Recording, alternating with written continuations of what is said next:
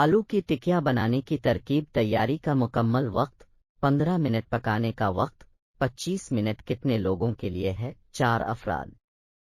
अज्जा: आलू 1 किलोग्राम, हरा धनिया कटा हुआ 2 खाने के चम्मच, हरी मिर्च कटी हुई 2 खाने के चम्मच, नमक व लाल मिर्च हसब जायका, तेल फ्राई करने के लिए हसब ज़रूरत।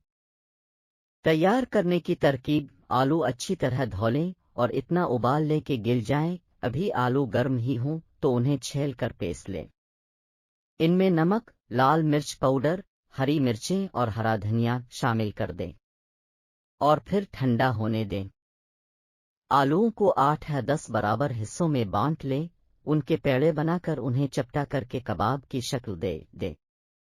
अब एक गहरे और भारी पेंदे वाले बर्तन में तेल गर्म करें। जब तेल तेज गर्म हो जाए तो एक दफा में 4 कबाब डालें। जब एक तरफ से सुनहरी हो जाए तो उन्हें पलट कर दूसरी तरफ से सुनहरी कर लें, मगर इस बात का ख्याल रखें कि ये जलने ना पाएं। पुदीने या सूंठ की चटनी के साथ इसी वक्त गर्म गर्म पेश करें।